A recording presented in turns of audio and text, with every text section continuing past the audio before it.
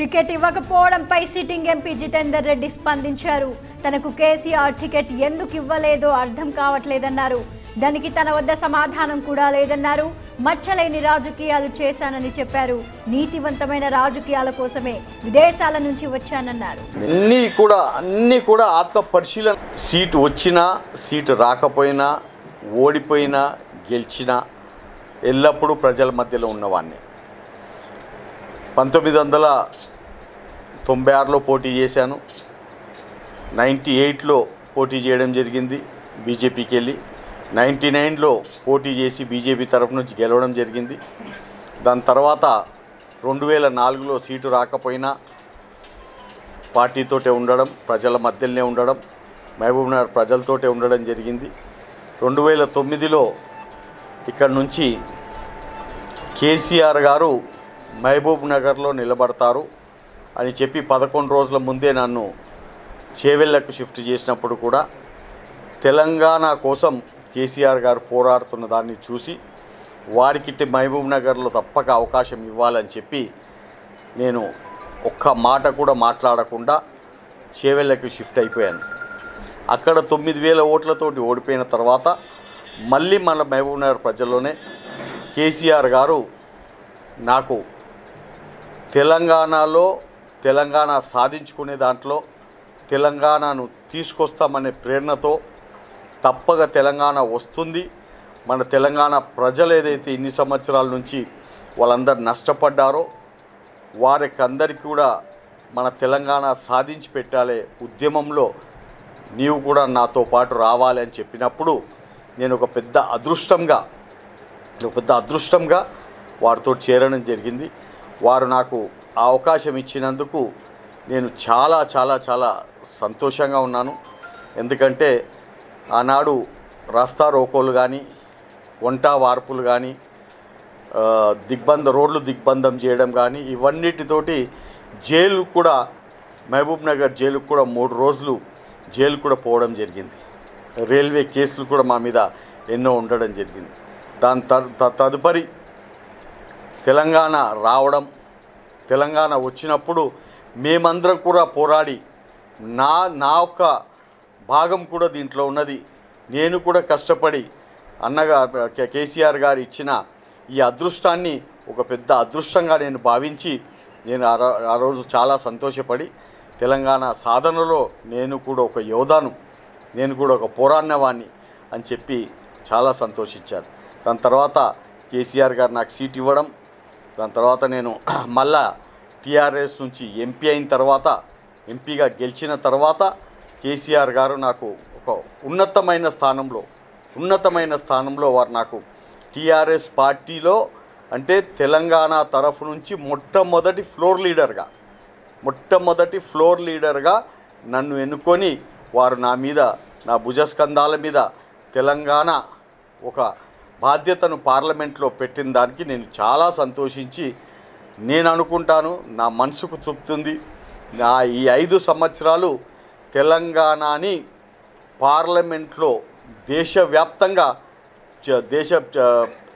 పటం మీదనే కాకుండా ప్రపంచ పటం మీద కూడా ఏదైతే ఉన్నదో నేను మన తెలంగాణను తీసుకెళ్ళానని చెప్పి నాకు నమ్మకం ఉన్నది.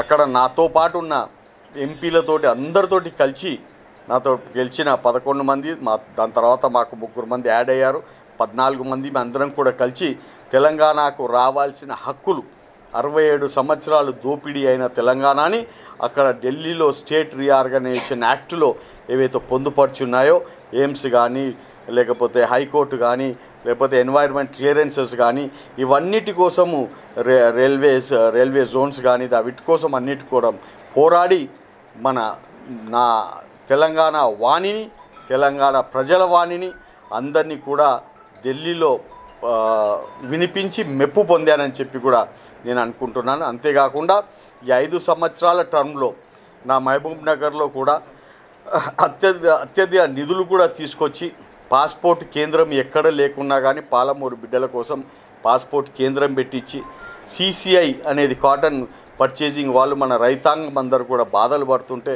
వారి కోసం ఒక CCI సెంటర్ని కూడా మనమందరం కూడా ఏర్పాటు చేసుకొని పోయిన సంవత్సరం 350 కోట్లు దాంట్లో టర్నోవర్ ఉంటే ఈ సంవత్సరం 750 కోట్ల టర్నోవర్ కూడా అది చేస్తున్నదన్న సంగతి మీ అందరు కూడా తెలియాల్సిన అవసరం ఉన్నది. అంతేకాకుండా ఎంతో ఆంక్షతోటి ఎన్నో రోజుల నుంచి ప్రజలందరూ కూడా అల్లాడి వాళ్ళ కోరిక డబులింగ్ అనేది, రైల్వే డబులింగ్ అనే దానిని కూడా సాధించి కేంద్రంలో ఉన్న మంత్రి గారితో రిక్వెస్ట్ చేసి ఈ ప్రాజెక్ట్ని కూడా తెప్పించుకొని ఆల్మోస్ట్ పూర్తి అయ్యే స్టేజ్కి కూడా తీసుకొచ్చామని కూడా తెలియజేస్తున్నాం. అంతేకాకుండా మహబూబ్ నగర్లో ఈ ట్రాఫిక్ జామ్లతోటి ఎన్నో బాధలు పడుతుంటే Jadcherla to one town police station దాకా దీనిని డబలింగ్ చేయడం అంటే ఫోర్ లేన్స్ చేసే ప్రాజెక్టు 200 కోట్ల రూపాయల దానికి ఆల్రెడీ టెండర్ అయిపోయింది, ఎల్ఓఏ అయింది, మీరందరూ కూడా చూస్తున్నారు, పనులు కూడా జరుగుతున్నాయి.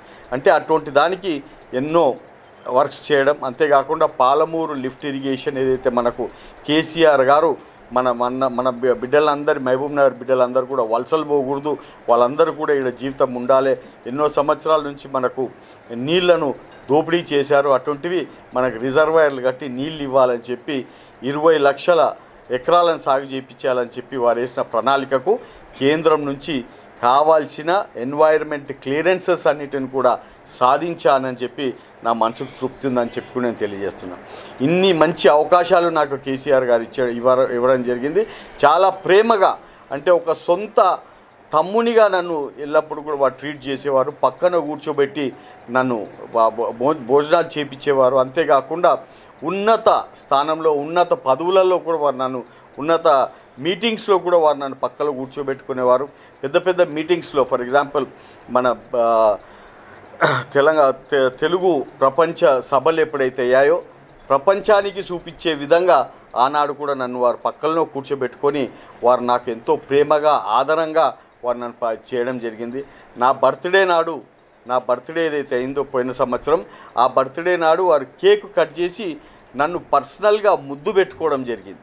అంటే అంతా నాకు వారు కూడా ఎంతో ప్రేమగా ఎంతో మంచిగా కేసీఆర్ గారు నన్ను ఒక తమ్మునిగా మంచి చూడడము, అని ఒక ఫ్యామిలీ మెంబర్గా చూడడం, ఒక ఉన్నత పదవిలు ఇప్పించడం, ఎన్నో విధాలుగా వారు నన్ను పైకి తీసుకొచ్చిన ఇవన్నిటిని కూడా చూస్తున్న తర్వాత ఇవాళ నా పేరు అనేది మళ్ళీ ఈ ఎలక్షన్స్లో నా పేరు తీసేసి ఇంకొక వారికి ఏదైతే ఛాన్స్ ఇచ్చారో అది చూస్తుంటే ఎందుకు అది చేశారు, ఏమి చేశారు, ఏ విధంగా చేశారు అనే దానికి జవాబు మాత్రం నా దగ్గర లేదు.